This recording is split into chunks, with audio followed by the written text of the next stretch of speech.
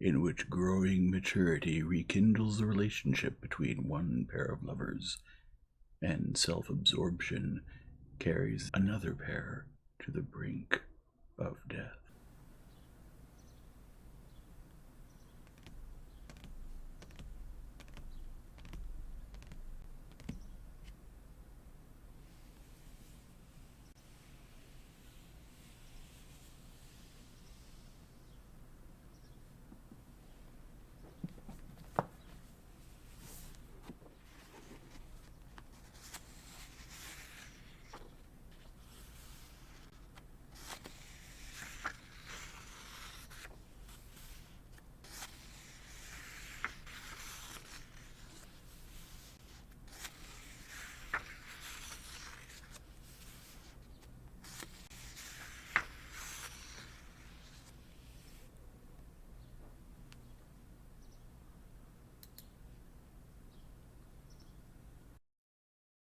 Chapter 22.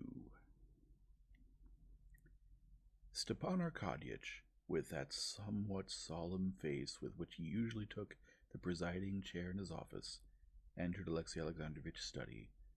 Alexey Alexandrovich, his hands behind his back, was pacing the room and thinking about the same thing that Stepan Arkadyevich had talked about with his wife. "Am I disturbing you?"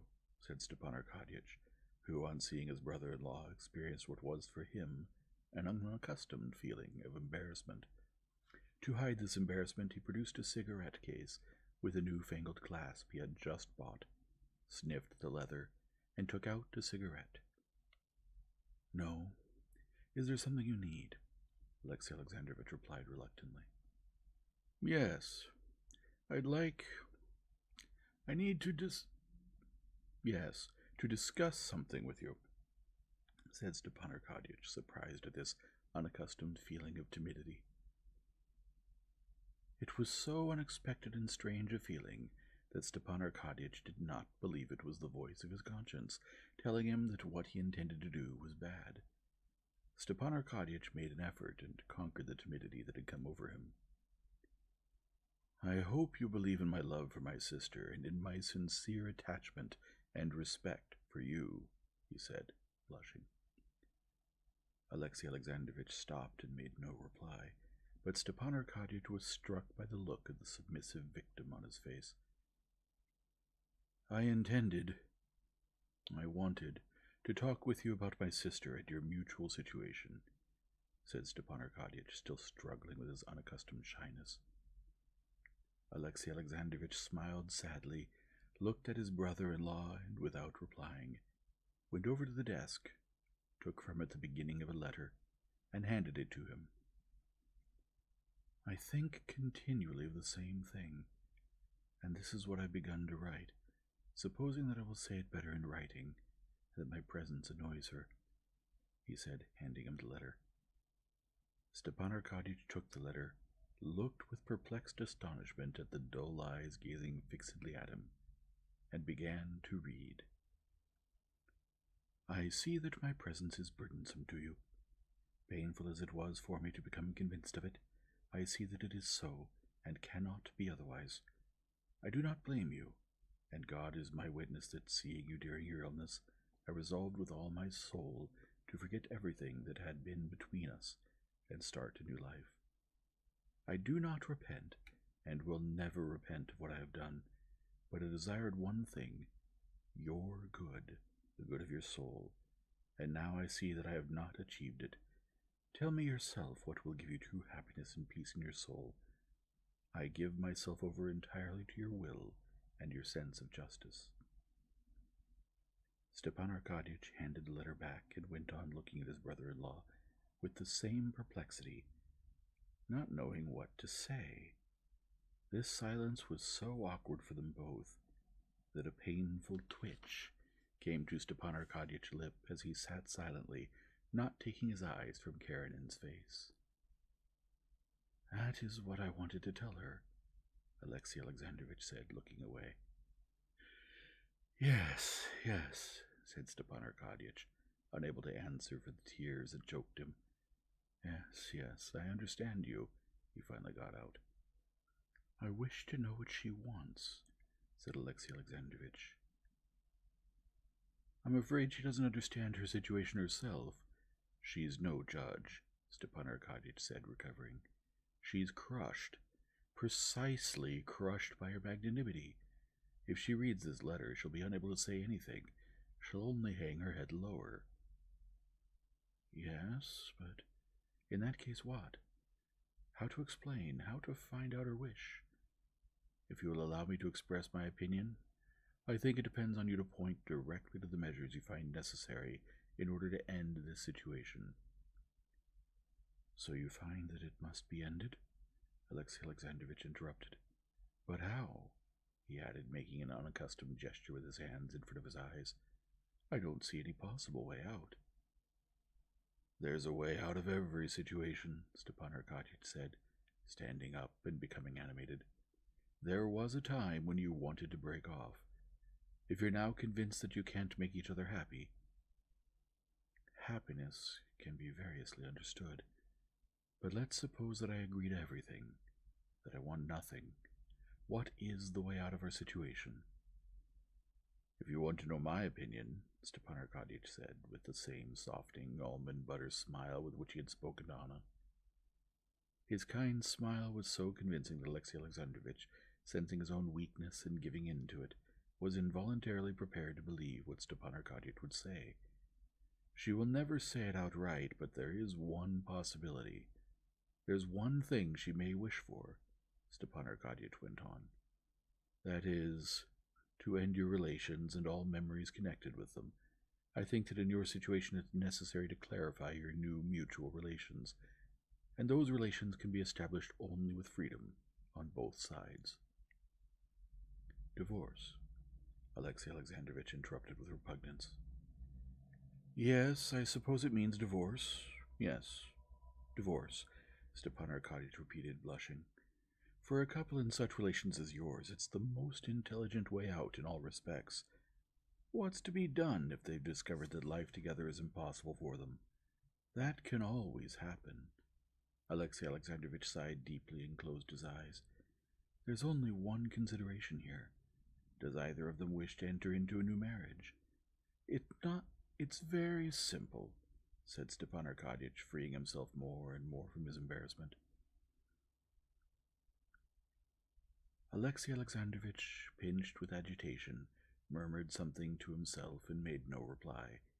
Everything that appeared so simple to Stepan Arkadyevich, Alexey Alexandrovitch had thought over thousands and thousands of times, and it all seemed to him not only not simple, but utterly impossible.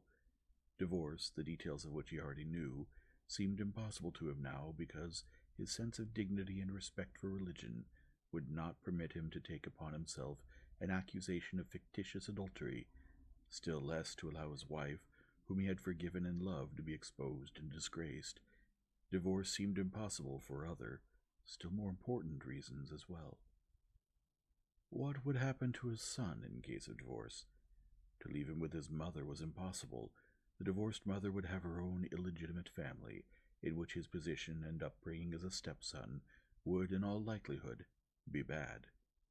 To keep him with himself? He knew that this would be vengeance on his part, and he did not want that. But apart from that, divorce seemed impossible to Alexey Alexandrovitch. Above all, because in consenting to a divorce he would be ruining Anna.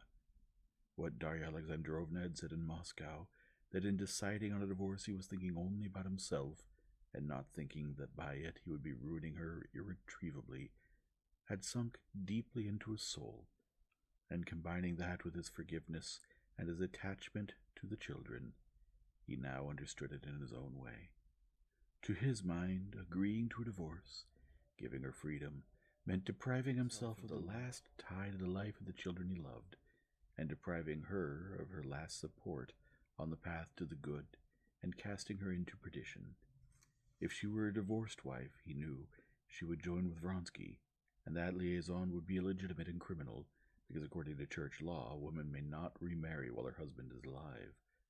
She'll join with him, and in a year or two either he will abandon her, or she will enter a new liaison, thought Alexey Alexandrovitch. and by agreeing to an illegitimate divorce I would be to blame for her ruin. He had thought it all over thousands of times, and was convinced that the matter of a divorce was not only not very simple, as his brother-in-law said, but was completely impossible. He did not believe a single word Stepan Arkadyevich said. He had 1,000 refutations for every word of it, yet he listened to him, feeling that his words expressed that powerful, crude force which guided his life and to which he had to submit. The only question is, on what conditions would you agree to grant a divorce? She wants nothing. She doesn't dare ask you. She leaves everything to your magnanimity. My God, why this? Thought Alexey Alexandrovich, recalling the details of a divorce in which the husband had taken the blame upon himself, and with the same gesture as Vronsky, he covered his face with hands in shame. You're upset. I understand that, but if you think it over, and to him who strikes you on the right cheek, offer the left, and to him who takes your caftan, give your shirt, thought Alexey Alexandrovich. Yes, he cried in a shrill voice, I'll take the disgrace upon myself. I'll even give up my son, but isn't it better to let things be? However, do as you like. And turning away from his brother-in-law so that he would not see him, he sat on a chair by the window. He felt grieved. He felt ashamed. But along with grief and shame he experienced joy and tenderness before the loftiness of his humility. Stepan Arkadyevich was moved. He paused. Believe me, Alexey Alexandrovich, you will appreciate your magnanimity. But it looks as if it was the will of God, he added, and having said it, felt that it was stupid, and barely managed to keep from smiling at his own stupidity. Alexey Alexandrovich wanted to make some reply, but tears stopped him.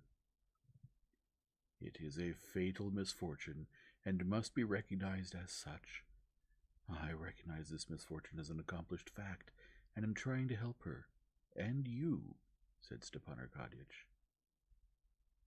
When Stepan Arkadyevich left his brother-in-law's room, he was moved, but that did not prevent him from being pleased at having successfully accomplished the deed, since he was sure that Alexey Alexandrovich would not take back his words.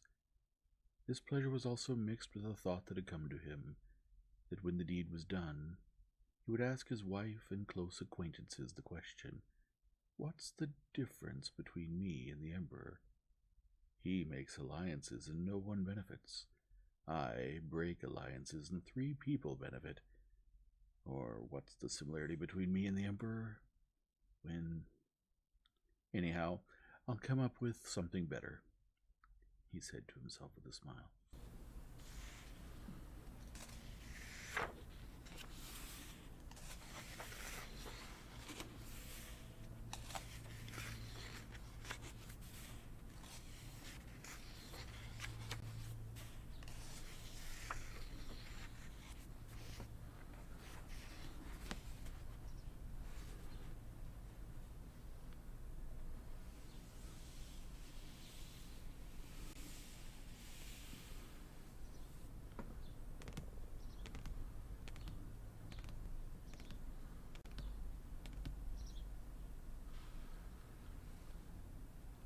If you enjoy this format, please leave a like and subscribe and return tomorrow for the next chapter.